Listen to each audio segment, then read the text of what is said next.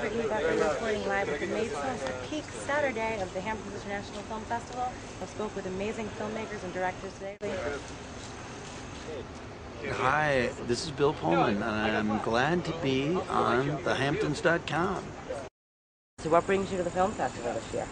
Well, I've never come to a film festival under this guise, but the Hamptons Film Festival is doing a rare thing for festivals, which is to sponsor a pitch-in, which is a way for documentary films that are in the process of being made to present what they're doing to people who may help to support them through not funding as much as networking. So I came here with a group of people that I have a secret passion in my life, which it's not a secret anymore. As the part of this process, I have to out myself, but I love rare fruit, and I live in California now, and you can grow an amazing thing. So I have an orchard. But these guys from Montreal contacted me because they want to make a doc about the fruit hunters, these people who are all over going around trying to, it's a kind of a marginal little subset of people that are just berserk about trying to experience and discover fruit that's out in these areas of regions of Now you're talking nature. about rare fruit. What is rare fruit? Well, it's everything that you can't buy, the 10 varieties of fruit that is readily available in the grocery store. There's an additional 2,700 more varieties of fruit that you could experience, but and they're things that you can get everything from an apple that looks like a donut, and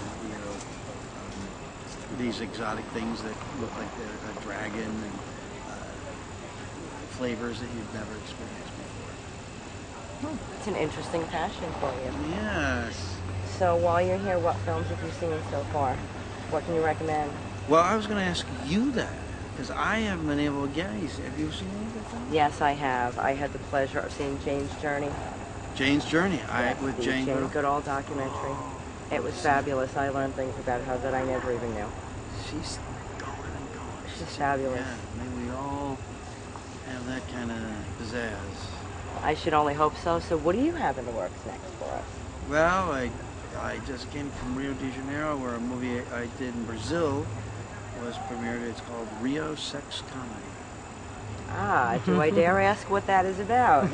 Or is that pretty much self-explanatory? Well, I think it's a little tidbit tease, but it's an interesting movie that actually ends up being about social justice, personal justice, social justice in Rio de Janeiro, Brazil. Okay. And with 3 people from other countries have come up.